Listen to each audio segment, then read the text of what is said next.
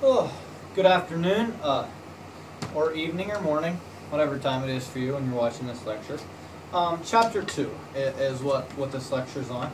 And if you've watched the lectures for Chapter 1, you know that I went a bit lengthy in those. I will try to make it a little shorter here for Chapter 2 and continuing on, just for your awareness of how long this is going to take. Obviously, you can probably look at the bottom of your screen there and see how long it took, or how long this video is. But just letting you know there. So Chapter 1, we basically talked about the New World beginning. Chapter 2, we began to discuss the planning of English America, where we came from. Roughly 100 years after Columbus, 1492, we got 1592, we're getting into the 1600s. There's 100 years there. It's a very important 100 years. But what we find that there has not been a lot of colonization of North America, mainly because England had claimed North America and had stopped others from colonizing, but they themselves had not colonized it. We're going to start with question number 1. What English king broke with Spain in the 1530s? This is an important question to ask, important question to answer. King Henry VIII. King Henry VIII is known for having a lot of wives, having the ones who couldn't have him sons executed. One of his daughters actually became queen because he himself couldn't seem to be able to father a child. Science is great sometimes. We know, I believe today we know that the likelihood there was that King Henry VIII had a problem, not the wives, and so if you his various wives, didn't matter. They were out of luck, as you might say. Unfortunately, you know, this through Anne Boleyn, I believe, is a very famous one that many people have read the story of. But King Henry VIII, wanting to divorce a Catholic queen because she couldn't give him a son, broke with the church, the Catholic Church, and adopted Protestantism as the excuse for this. And now he wasn't actually trying to necessarily form a new religion. He was simply trying to, get a divorce, and that's how he had to do it, because they would not sanction the divorce. However, the result was you ended up with a Protestant England, and what launched them into a century of war with Catholic Spain and much of Catholic Europe. There's going to be a couple of videos, smaller videos, possibly by Prager University on this week that you're going to have here. But it is important to note that how this developed.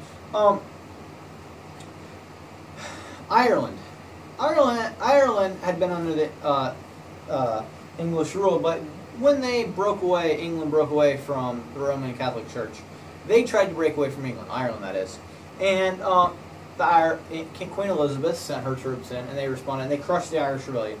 They did so rather viciously, inflicting tremendous atrocities on the native Irish people. This launched the seeds for what became the religious conflict that exists even up till today, and the hatred of the English by the Irishmen, which goes back 500 years. I actually have some Irish heritage, and when we talk about people that were like you could say treated poorly, there has been few people in the world, and there's some groups, but Irish are one of the main groups that has been treated, at least since about 1500 or so, extremely poorly. You know, you're all common with the no Irish need apply signs that were extremely common in the United States. That Irish were the group that was the most mistreated in much of the United States, or at least some of the United States, for a great portion of our history. And that transferred from the English view of the Irish people and their religion, the Catholic religion. And this all goes back to, or a lot of it goes back to, this break that England and the church had with the Roman Catholic Church, and they formed the Church of England versus the Irish Catholicism. I'm not going to spend much time on the Spanish Armada. The Spanish Armada, there's another video on that, so I'm just going to skim right over top of that.